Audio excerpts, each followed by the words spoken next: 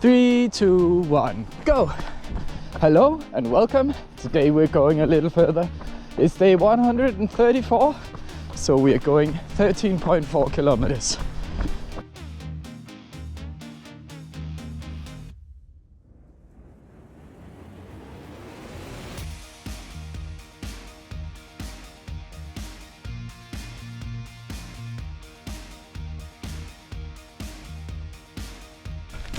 Today we're doing Q&A with your questions, but before I start answering questions, I'd like to just recap what it is I'm doing. I'm maintaining a running streak, and every day I'm going a little further. The target is 500 days, and I'm adding 100 meters every day. So first day 100 meters, second day 200 meters, and today is day 134, so I'm going 13.4 kilometers. So far things are going okay. I'm tired some days, but all in all I think the running is good. I'm not too strained, and I feel I can make this. Now first of all, if I get your names wrong, please excuse me, because some of them are not so easy for me to read. But the first question comes from Yoshiro X, who asks, what am I wearing on cold days? And obviously it has become a lot colder since I started during the summer. During the summer I just ran in shorts and t-shirt. Now as you can see, I'm wearing a bit more. I'm still running in shorts, but I may change that soon. But what I've added is this long sleeved jacket and then gloves. I've also added this sleeve for my neck, and then I've added these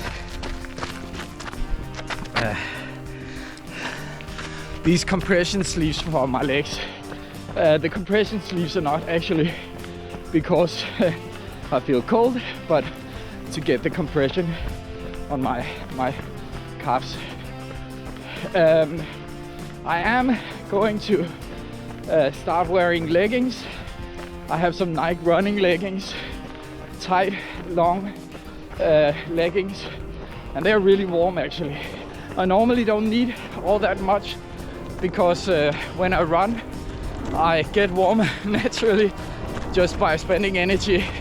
But of course, when we go below zero, it will become cold and I will add clothes. But I don't think I'll add more than the long leggings and then maybe a long t-shirt, long sleeve t-shirt under this jacket. Now I have very cold fingers, so I'm also considering adding, I don't know what they're called, but like a glove that's only one big for the forefingers and then the thumb. I'm always wearing this backpack, so I'm not too concerned about having too much clothes on in the start, because I can gradually take it off and put it in the bag. And I also have pockets here for these small gloves.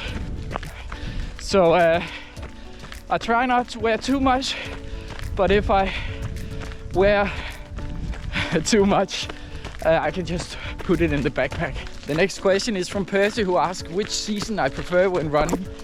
And my preferred season is definitely spring. I love it in late spring when the days are warmer and you can drop some of all these clothes I just talked about. When you can just wear a t-shirt and shorts and still go out running and have a run without being cold. I really enjoy that. The next question is from Snoodles, and it's actually a couple of questions. First of all, what was the goal when starting this project, and then what I'm going to do once it's done. And both are a bit unclear. I'm not quite sure what the goal was. Obviously 500 days and 50 kilometers, but I had a lot of thoughts about this project. I have talked a bit about it now and then, but I had some really big plans about charity work and people donating based on kilometers and websites and micropayments, and all in all it just became too much, and I never got started. So a colleague asked me, why don't you just start running, get a camera and start running, and that's what I did. So I don't have any clear goal beyond 500 days and 50 kilometers, but I would certainly hope that I bring some positivity to people, I bring some motivation, and maybe along the way we can get some sponsorship or something that could help with charity. So what happens once I reach 500 days? And that's another thing I've been thinking a lot about. One of the things I'd like to do is do some ultra runs. I'd like to go 100 kilometers one day, but I don't want to maintain the running streak, and I certainly don't want to maintain it at 50 kilometers per day. So currently the goal of 500 days stands, and then perhaps I could go down to a bit more usual training for an ultra run. Another idea is that instead of running far, I start running fast. I'd like to go below 20 minutes on the 5K. I'd like to go below 40 minutes for the 10K, and then perhaps even half a marathon at 4 minutes per kilometer as well. So those are some of the goals that I would love to make some content about, but nothing is certain at the moment. So the next question is from Mr. K, who asks, how much weight have you lost, and how much weight have I lost, and how much have I changed calorie intake, and so on. So generally, how is it working out for me with energy and so on? And I can tell you that since I started the project approximately 4 months ago, I've lost 3 kilos. That's about 6 pounds. And most of them I lost during the last 1.5 months or so. But it's actually leveled out a bit. I'm not really losing any weight last week, and I haven't really changed how I eat. Perhaps I have. Perhaps I'm eating a bit more because I'm a lot more hungry. But I don't really have any certain diet set up for me, or anything I do much differently than I would normally do. I can tell you how I normally eat. In the morning when I get up, I prepare breakfast and lunch for my children, and while doing that I may eat half a bun or something, just with butter, and then have some water. And then I go for my run and I bring some water. Sometimes I've brought some not energy drink, but something along those lines, some things to at least give it some taste and some energy as well. I don't bring food on my runs, but once I get home I eat a big bowl of oatmeal with milk and sugar, and then I start working. Actually I eat while working, but I get a cup of tea and my oatmeals, and then somewhere around 1 o'clock, 2 o'clock perhaps, I make a rye bread sandwich. In Denmark we have what is called rye bread, which is a very dark bread, and we really like it. That goes well with a slice of bologna, or some pate, or maybe some ham, and then I eat that for lunch, and then I don't really eat anything until I have dinner in the evening, where we always get something with either potatoes, pasta or rice, and then some sort of meat and vegetables. Then in between all of these things, I might eat some chocolate or some candy of some kind, but especially chocolate. I'm happy, very happy for chocolate. But that's kind of what I eat during the day. And maybe I eat a bit more now that I'm running as far as I am, but it's not something I think about. Then Mr. K also asks how I sleep, and I actually sleep pretty well, most of the time anyway.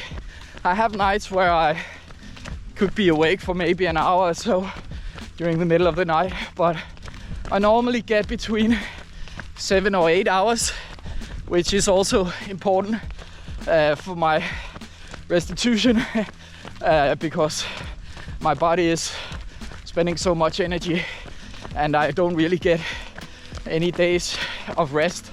So that sleep is important for me, and I actually prioritize it and try not to get to bed too late.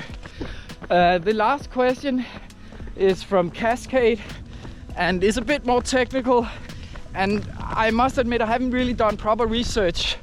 I have tried to understand the question first of all, and then look it up online, but it's concerned with the methadone method, where you take 180 and subtract your age and get a base pulse for your training. So I'm 48 years old, so my base would be 132, and right now I'm at 128 actually. So you should exercise at that pulse and then build up your base depending on how your training goes. So even though I haven't heard about it before, this is basically what I do. I have some days where I run faster, and I would certainly have more if it wasn't because I don't have any resting days. So basically I'm staying right around 130 when it comes to my pulse, and at that range I can go pretty far.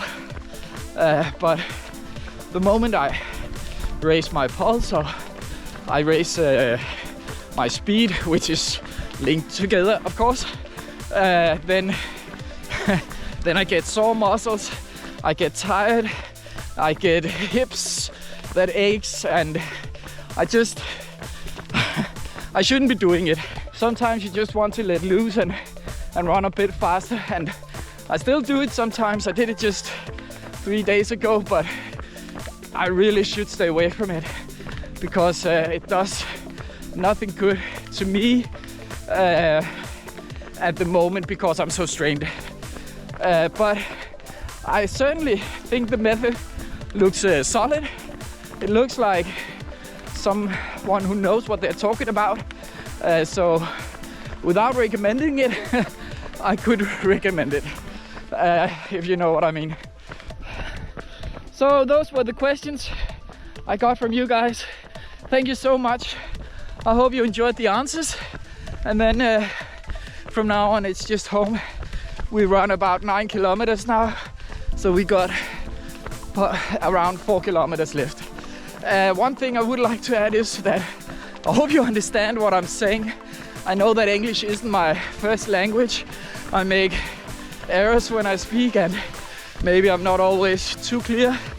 Yeah, sometimes it's hard even talking because I'm out of breath.